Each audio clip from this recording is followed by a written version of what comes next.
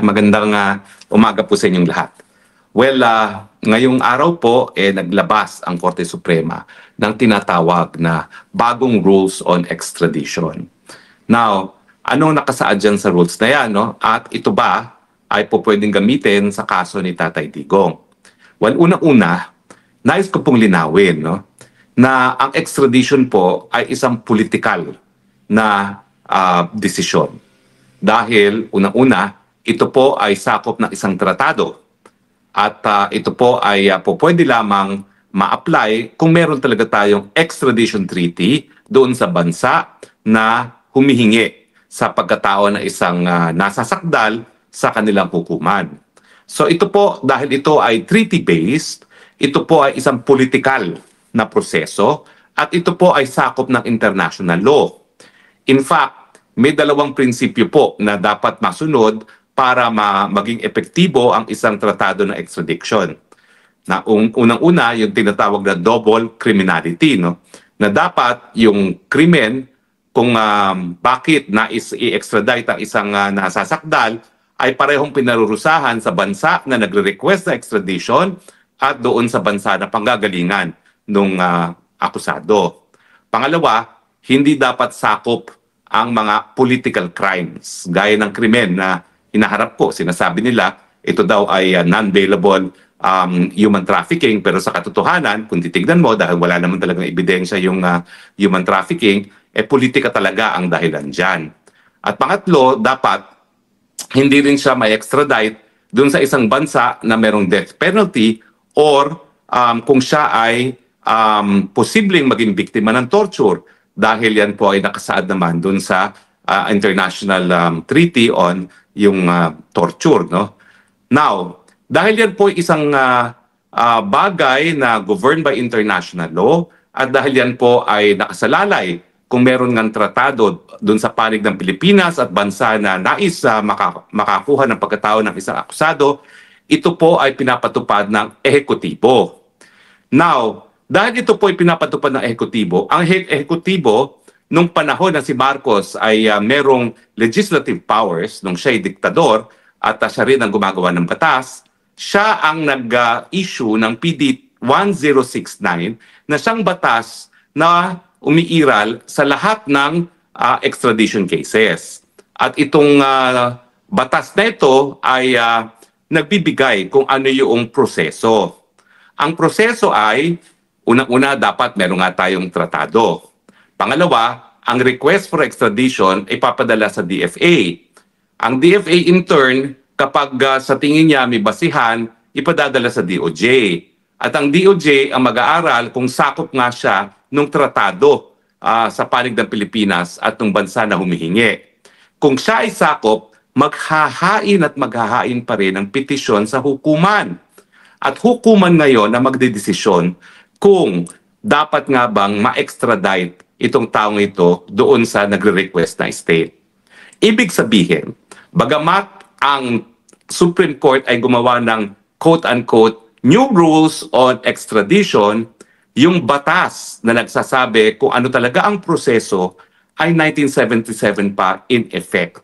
So ang kasagutan ko po, sakop po ng new rules yung nangyari kay Tatay Digong at yung posibleng gawin kay Senator Bato at saka kay Senator Go dahil yung batas naman po na nagsasabi na tanging hukuman lang ang pwedeng magdesisyon sa kaso ng extradition, bagamat ito ay ipapatupad na ehekutibo bilang tagapagpatupad ng mga batas, ay nakasaad na sa isang 1977 na batas.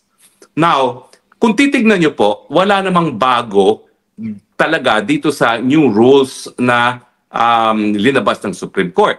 Ganon din po ang proseso. Kinakailangan ang magsampa ng petisyon para sa extradition sa hukuman, sa Regional Trial Court.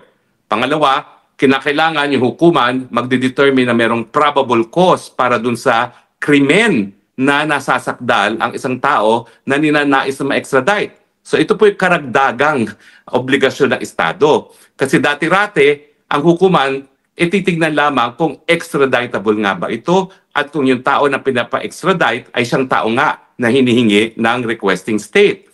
So pinahirapan po ang proseso na extradition dahil kinakailangan meron pang probable cause na ipapakita ang Pilipinas para nga po ma-extradite ang isang tao.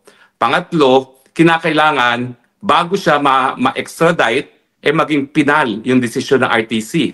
So kinakailangan walang apila. Samantalang dito po sa batas na 1069, tahimik po ang provision kung po pwede siya kaagad ma-extradite matapos magdesisyon ng RTC or kung meron pang apila. So ngayon, malinaw na. So sa akin, bagamat hindi na bago yung siste na tanging hukuman lamang ang dapat magdedesisyon kung ang isang tao ay ma-extradite, binigyan pa ng additional garantiya ang tao na nais ma-extradite na unang-una ipakita na merong ang probable cause na siya ay lumabag ng kahit anong batas doon sa batas ng nagre-request na estado, at pangalawa, kinakailangan matapos muna yung full process of judicial review including appeal. So, wala na po yung mabilisang deportation or extradition ngayon. Talagang maski mag-decide ang RTC na siya ay extraditable, pwede pang mag-apila. At pangatlo, ito po wala pong ganitong provision sa PD 1069. Pwedeng humingi ng bail. Pwedeng magkaroon ng panandaliang kalayaan ang tao na subject to deportation na dati-rate wala pong ganyang karapatan. Huli ka agad, warrant of arrest, at saka wala kang bail kasi this is a case for the extradition and therefore not covered by bail. Pero ngayon sabi ng Korte Suprema, abay, kung wala talagang probable cause, bakit mo hahayaang makulong? Samantalang yan naman ay isang tao na hindi pa talaga napapatunayan na pagkakasala. So ulitin ko po wala pong binago doon sa prinsipyo na tanging hukuman lamang ang dapat mag-order kung ang isang tao na nasa Pilipinas ay dapat ma-extradite upon request of a foreign jurisdiction. Now, ang komplikasyon po dito, yung ICC. Yung ICC kasi hindi siya estado, hindi siya state. At dahil diyan, wala tayong extradition treaty sa ICC. Ang meron lang tayo, nung tayo ay kasapi pa ng ICC, ay yung Rome Statute na naging kabahagi. Pero tayo nga ay bumitiw na. Bumitiw tayo noong 2018 pa. Okay? Tayo ay nagdeposito ng Instrument of Withdrawal ng 2017 at ito ay naging epektibo ng 2018. So ibig sabihin, yung obligasyon natin na makipagtulungan sa hukuman ng ICC, pati yung Service of Warrant of Arrest, ay natapos na noong 2018. So kung sila ay pupunta at dudulog ngayon sa hukuman, let's say dahil sa warrant of arrest ni Bato o kaya Kibongo, hindi na kakatigan yan ng RTC dahil wala na tayong obligasyon na makipagtulungan. At dahil nga doon sa konsepto na tayo isang soberenyang bansa, yung ating obligasyon na makipagtulungan hanggang 2018 lamang. Dahil ang sabi naman talaga ng Rome Statute, yung katungkulan natin na makipagtulungan ay sa loob lamang ng isang taon matapos ang ating deposit of instrument of ratification. So ibig sabihin ngayon, dito sa new rules din malinaw na malinaw po, at yan naman po ay nakasaad din sa ating sasaligang batas, no, na ang warrant of arrest na po pwede lamang ipatupad dito sa ating bayan ay warrant of arrest na inisyu ng lokal na hukuman. Pag ito ay pursuant to an extradition case, hindi mo mapapatupad dito ang warrant of arrest ng isang hukuman na dayuhan, kasama na dyan ng ICC. Kinakailangan talaga magkaroon ng lokal na warrant of arrest para mahuli ang isang tao. So yung ginawa talaga nila kay Tatay Digong ay maling-mali. Unang-una, yung warrant of arrest ng ICC, hindi yan immediately executory sa Pilipinas. In fact, doon mismo sa Rome Statute, sa Article 59, nakasaad na dapat talaga idulog muna ang bagay sa lokal na hukuman na i-asserted ang identity, sisiguraduhin na ang karapatan ng tao na nais padala sa dahig ay narespeto, at pinaka-importante, sisiguraduhin na mayroong jurisdiction ng ICC. na hindi na nga nagawa ng lokal na hukuman dahil kung nagawa yan, sigurado po ako ang desisyon ay wala ng jurisdiction. So ngayon, ito po, ang ibig sabihin nito, talagang sakop pa rin si PRRD nito, kaya nga ang sinasabi ko, illegal ang nangyaring pagpapadala kita Tatay Digong sa dahig at ito nga po ay kriminal sa batas ng Pilipinas at sa batas ng buong daigdig. At naninindigan ako na dahil nga ang nangyari po ay kidnapping, bagamat ito ay taliwas sa desisyon ng Israel Supreme Court sa Eichmann, ako po'y naninindigan na ang kidnapping bilang pamamaraan para makuha ang jurisdiksyon sa pagkatao ng isang nasasakdal ay illegal at ito po'y dahilan para mawala ng jurisdiksyon ng hukuman na kung saan nakabinbin ang kaso ng taong kinidnap.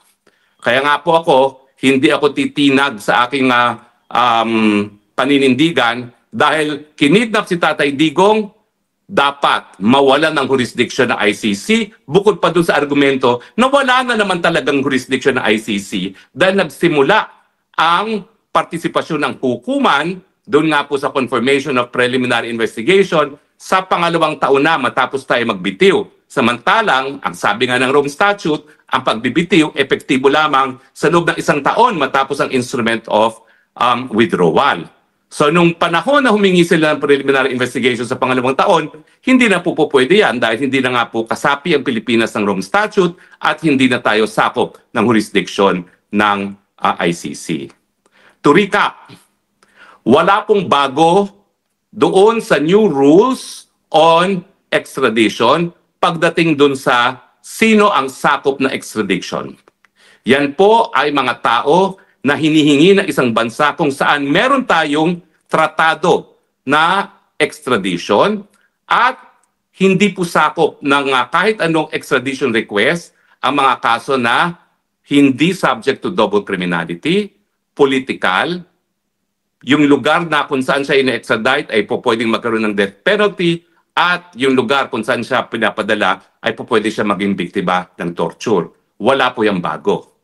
Hindi rin po bago na ang isang arrest warrant na inisyu na isang dayuhang hukuman, whether be it a foreign domestic court or ICC, hindi po pwedeng ipatupad sa Pilipinas nang hindi daraan sa prosesong lokal. Tanging warrant of arrest ng RTC issued as an extradition court ang po pwedeng mapatupad. Pangatlo, ngayon po, itong desisyon ng RTC, kinakailangan merong probable cause.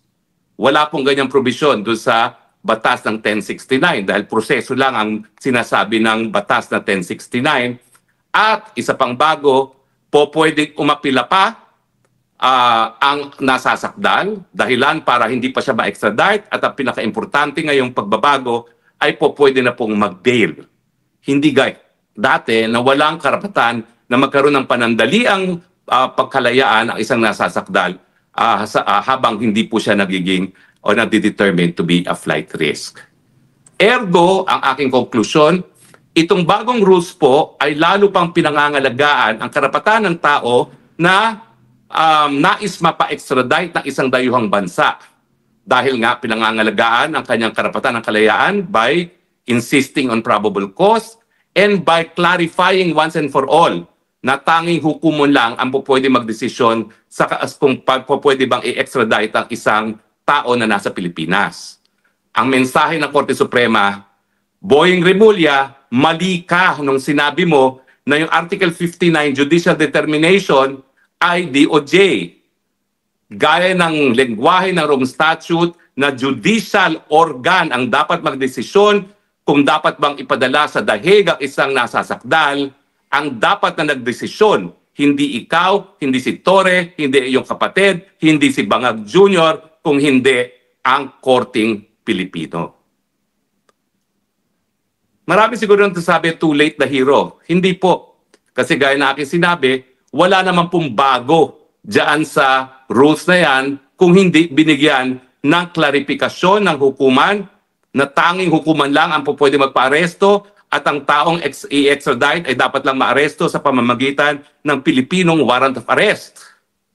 Pero yung katunayan na bagamat ang extradition ay isang political na bagay dahil yan po ay pinagkasunduan ng dalawang bansa yung proseso ay dapat dumadaan pa rin sa hudikatura. Ang mensahe ng Korte Suprema, gaya ng sinabi ni retired Justice Adolf Ascuna, maling-mali po ang ginawa niyo kay Tatay Digong, dapat yan pinadaan sa hukumang Pilipino bago siya pinadala sa dahig, at dahil hindi po nagawa yung ganyang proseso, siya po'y nakidnap.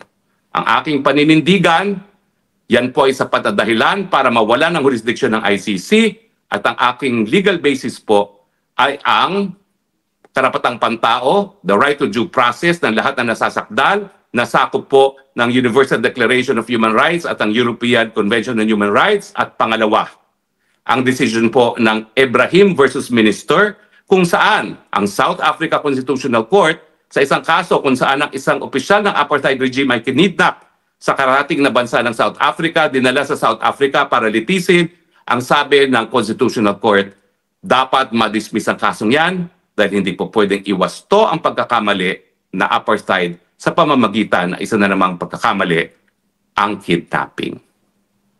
Malinaw po ang mensahe, dapat dahil kinidnap si Tatay Digong, mawalan ng jurisdiksyon ang ICC at ibalik na sa lalong mabilis na panahon si Tatay Digong.